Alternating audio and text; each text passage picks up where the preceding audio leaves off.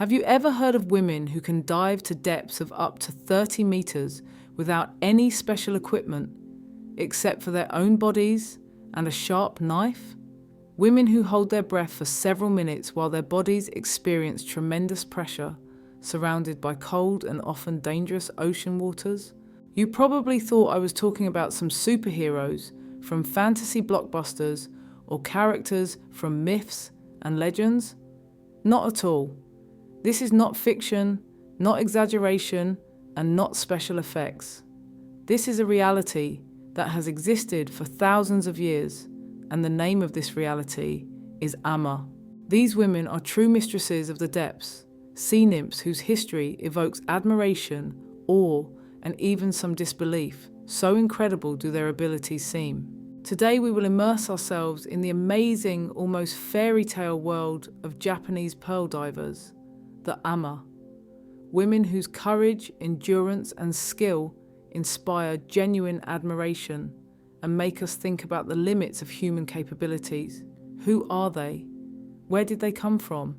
How do they manage to do what is beyond the power of most trained men, even professional divers? And why is their ancient, incredibly complex and dangerous profession still alive, despite the development of technologies that would seem to have long since displaced such risky and hard labour? After all, today pearls are successfully grown on farms. Get ready, we are embarking on an exciting journey full of amazing discoveries into the depths of Japanese culture, and believe me, there is plenty to see, to be amazed by, and to admire. We will reveal secrets that have been passed down from generation to generation, from mother to daughter, for centuries, and learn how the Amma have become a true symbol of Japan, a living embodiment of its spirit and traditions. We will see that Amma is not just a profession, it is an entire philosophy, a way of life closely intertwined with the sea and its mysteries. Amma, translated from Japanese, means woman of the sea. This word sounds like the music of the wind, like the song of waves, like the whisper of the surf. It is shrouded in an aura of mystery, romance, admiration, and even some fear of the unknown depths. The first mentions of these fearless divers who challenge the elements are found in ancient Japanese scrolls that are more than 2,000 years old. Just think about this amazing figure. 2,000 years of history captured in legends, songs, and, of course, in the Amma themselves. Whole generations of women replacing each other as if in an endless relay race, passed the secrets of their unique mastery by word of mouth, from mother to daughter, from grandmother to granddaughter.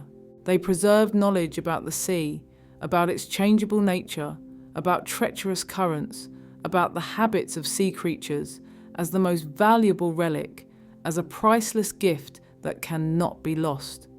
This knowledge was the key to survival, a source of livelihood and the foundation of their unique culture. For a long time in Japan and throughout the world, it was believed that women were better adapted to diving to great depths, to holding their breath for long periods, and to working in cold water. This was explained by a special distribution of subcutaneous fat, different from men's, which was thought to help retain precious heat in icy water like a natural wetsuit.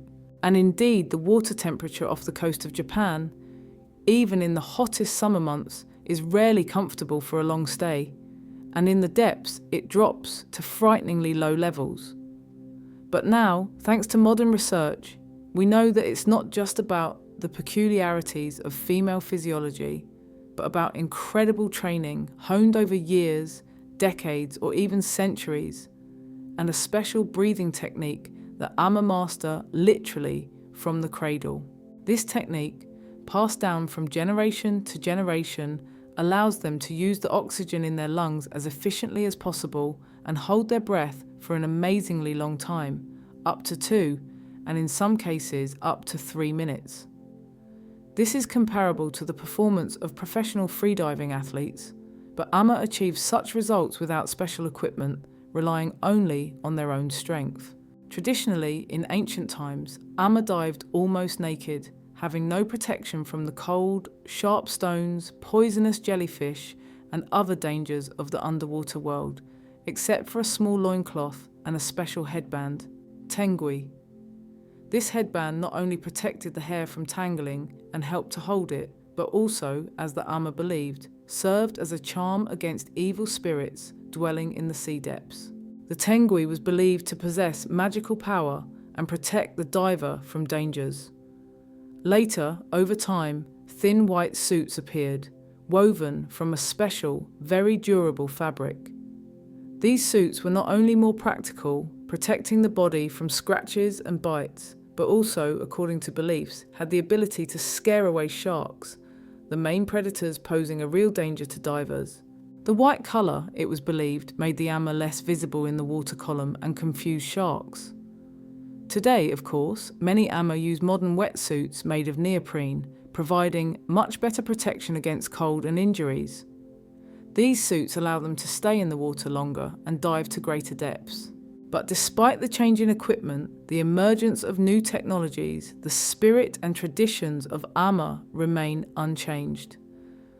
Loyalty to the profession passed down through the female line, devotion to the sea, respect for its strength and generosity. This is what distinguishes a true Ama, what makes her part of a unique ancient culture.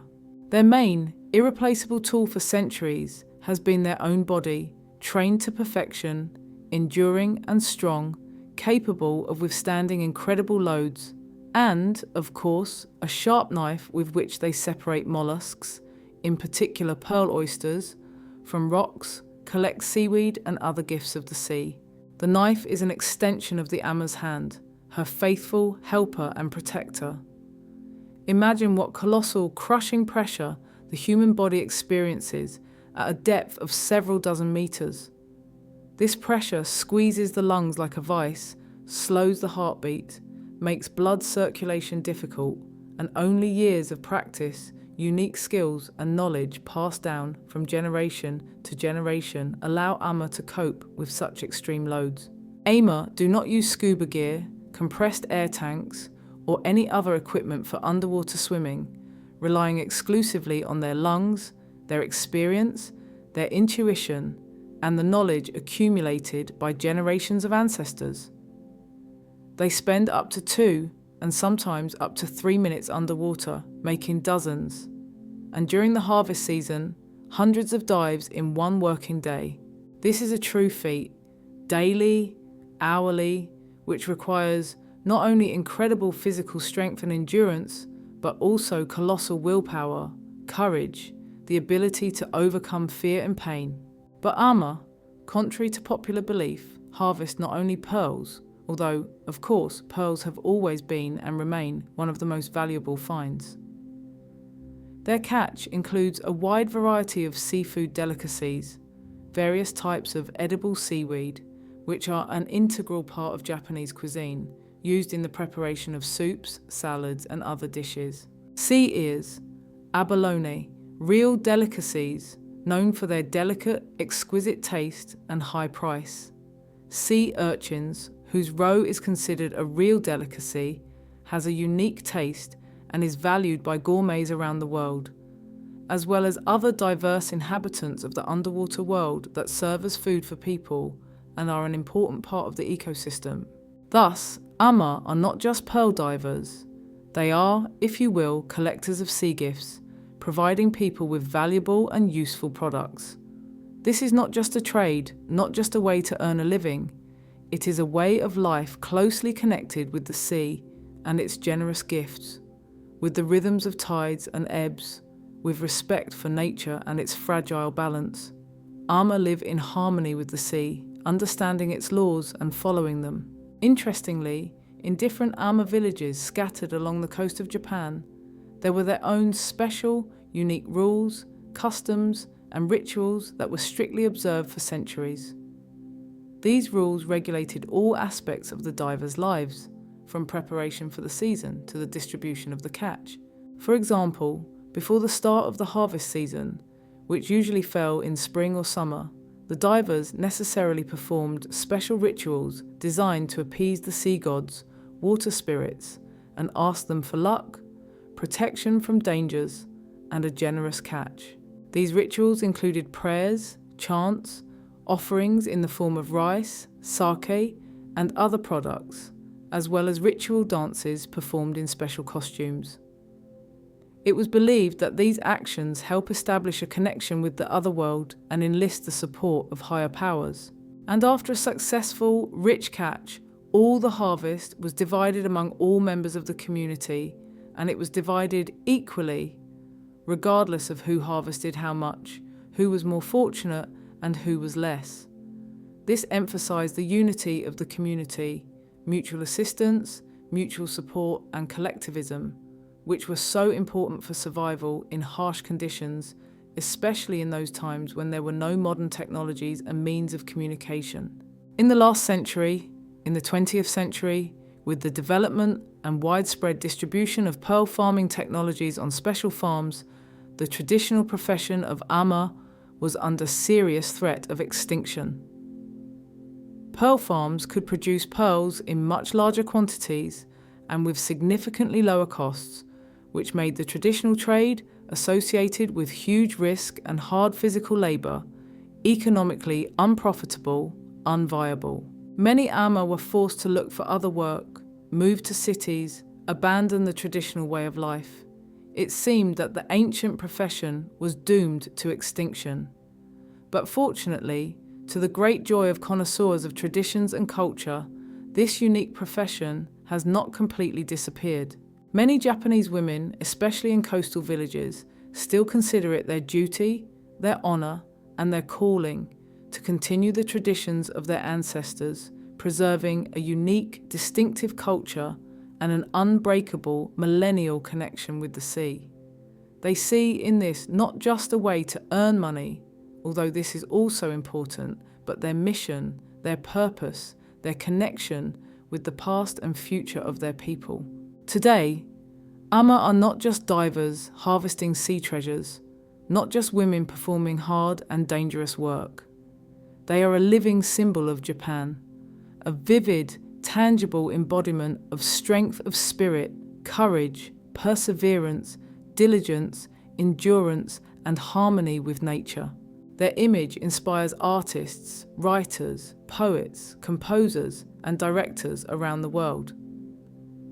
Documentaries and feature films are made about them. Books, novels, and poems are written. Songs and legends are composed, praising their beauty, grace, fearlessness, and dedication to their work.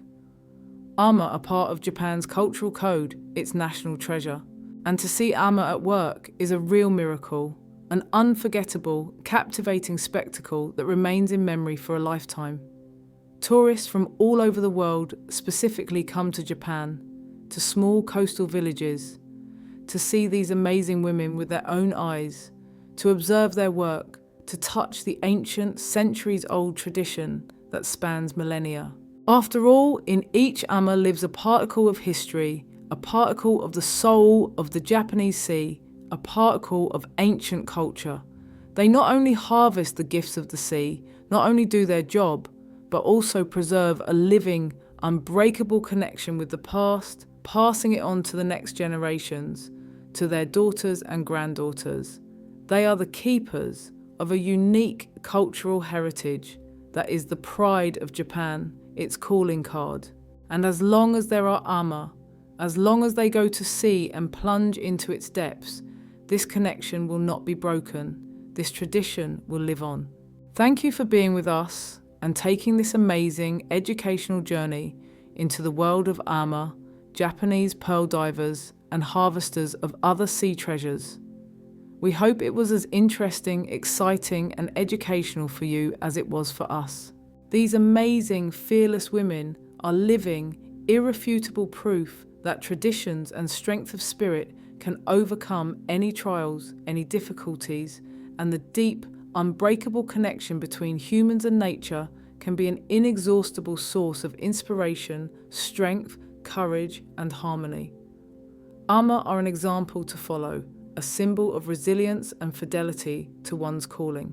If you liked this video, if you learned something new and interesting, don't forget to like, Leave your comment, share your impressions, and subscribe to our channel so you don't miss new, exciting stories, fascinating discoveries, and journeys into the world of the unknown.